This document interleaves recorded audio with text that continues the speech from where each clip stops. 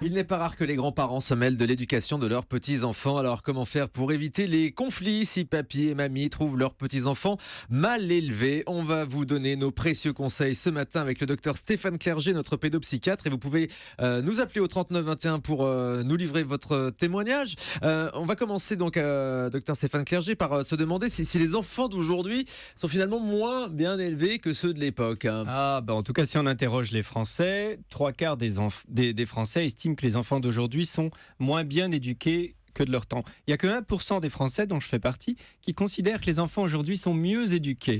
Seulement 1%. Seulement 1%.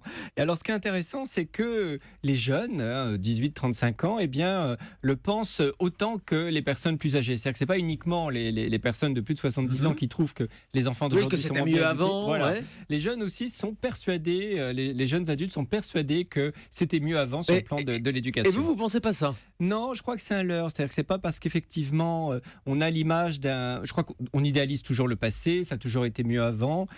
Quand on regarde un peu l'histoire, on voit que les enfants ont toujours été un peu difficiles, ça a toujours été difficile de les contrôler, et que je trouve qu'on ne s'est jamais autant préoccupé du bien-être des enfants, de leur éducation, de leur épanouissement personnel, de leur estime de soi, de leur développement intellectuel qu'aujourd'hui. Alors certes, on ne met plus des torgnoles, alors on a peut-être l'impression que les enfants sont plus au garde à vous par rapport aux adultes autrefois, mais pour moi l'éducation, ça va au-delà de ça.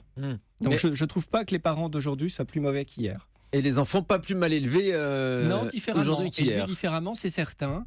C'est vrai qu'ils considèrent que l'autorité ne va pas de soi. Et ils ont besoin de connaître, l'esprit des lois. Ils ont besoin qu'on leur explique pourquoi telle règle, pourquoi telle loi. Ils ont besoin davantage de comprendre. Mais on a comme l'impression qu'ils remettent tout le temps tout en cause, qu'ils se rebellent, les enfants d'aujourd'hui. C'est vrai. Ils s'autorisent davantage et c'est pas forcément mauvais signe. Ça nous oblige, nous, à être plus dans l'explication, à légitimer davantage nos prises d'opposition, les limites que l'on met. Mais c'est un signe d'intelligence de questionner, de demander pourquoi c'est comme ça et pas autrement. Vous êtes un pédopsychiatre cool, docteur Clerget. Un mot de Françoise Forest. On dit quand même qu'il faut poser des limites aux enfants pour qu'ils puissent se développer. Alors comment fait-on ? Alors c'est essentiel de poser des limites. Ne pas poser des limites à un enfant, c'est ne pas assurer sa sécurité. Ne serait-ce que de ne pas le laisser traverser, ne pas le laisser taper son petit frère ou sa petite sœur, ne pas le laisser cracher sur autrui. Évidemment qu'il faut poser des limites. Et les parents d'aujourd'hui en ont bien conscience. Après, c'est la manière de les poser. C'est pas en lui mettant une claque qu'on pose une bonne limite, parce que l'enfant, du coup, se sentira autorisé à mettre des claques aux autres enfants. Donc, bien sûr qu'il faut poser des limites, mais pour ça, on n'est pas obligé d'hurler sur l'enfant ou de le taper. Et la première chose à faire aussi, et c'est important, c'est de soi-même respecter les limites. C'est-à-dire que l'enfant, il fait comme nous. C'est-à-dire que s'il voit qu'on met sa ceinture de sécurité, qu'on n'insulte pas les gens dans la rue, qu'on lui dit merci quand il nous donne quelque chose, eh bien, il va nous imiter, il va faire comme nous. Et donc, bien sûr, c'est ça l'éducation. L'éducation, c'est avant tout ça, et on a trop tendance à l'oublier. Mais alors, les grands-parents donc peuvent trouver que leurs petits-enfants se sont mal élevés. C'est pas juste un conflit de génération?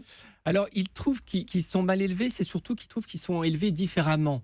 Donc c'est pas forcément... Oui, le décalage il vient de là peut-être. Oui, c'est ça, c'est-à-dire qu'on a le droit d'avoir des positions éducatives différentes. On a bien ça dans un couple. Père et mère n'ont pas les mêmes principes éducatifs. Et bien grands-parents et enfants n'ont pas les mêmes principes éducatifs. Il ne faut pas en avoir peur. Il ne faut pas avoir peur de discuter de ça. Et l'éducation, c'est une réflexion permanente. On est dans un pays où vraiment c'est une vraie science, on s'intéresse à ça. Donc parents et grands-parents, discuter de l'éducation. Et c'est surtout l'occasion pour les grands-parents de parler avec leurs enfants de comment je t'ai éduqué. Oui, moi je t'ai éduqué comme ça pour telle ou telle raison, mais je regrette d'ailleurs, j'aurais dû faire plutôt ça. Et on voit des parents qui ne comprennent pas, parce que les grands-parents étaient très sévères avec eux, par exemple, et ils sont devenus très cool avec les petits-enfants. Oui, ça saute une génération. Ouais. Et ils sont presque jaloux, ils disent mais enfin moi tu me laissais pas faire. Et du coup les grands-parents peuvent dire bah oui, j'ai évolué, j'ai réfléchi, j'ai pris du recul. Mais si on prend des exemples concrets, docteur Clerget, par exemple aujourd'hui tous les enfants sont sur leur smartphone en permanence, donc y compris pendant les repas familiaux. Quand on est grands-parents, on peut quand même trouver ça très mal élevé quand même. Vous avez raison, il y a des facteurs nouveaux. Et c'est vrai que les objets de nouvelles technologies, on n'avait pas connu ça avant. Et donc ça, c'est un vrai parasitage. C'est une vraie dépendance. Et on a effectivement trop de tolérance vis-à-vis de l'utilisation de ces objets. Et moi, ce qui me surprend, c'est la difficulté qu'ont les parents à mettre des limites, comme le dit Françoise, c'est-à-dire à oser retirer, comme s'ils allaient vraiment leur arracher le cœur. Et je crois que les parents aujourd'hui sont encore trop fascinés par ces objets-là et le bien-être que ça pourrait faire aux enfants. Et et l'intelligence que ça demanderait pour les utiliser alors que ça demande 2 neurones.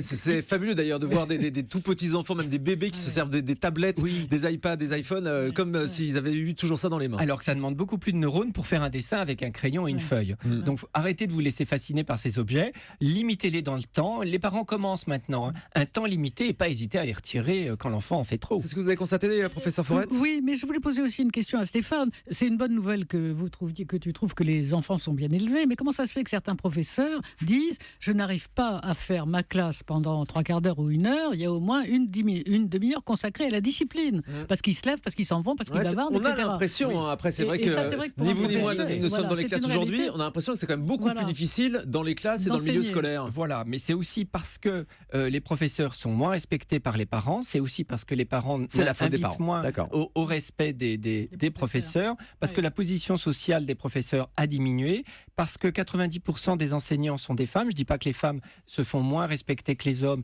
mais il faudrait qu'il y ait la parité. Ça n'a rien à voir, mais il faudrait de la parité. C'est-à-dire qu'il y a des petits... Les garçons et les filles se conduisent différemment avec les hommes et les femmes. Je ne vois pas pourquoi il n'y a pas la parité à l'éducation nationale. La figure paternelle... Non, mais il faut un équilibre. Il faut 50-50. Pourquoi il n'y aurait pas la parité parmi les enseignants? Ça serait déjà un peu plus équilibré.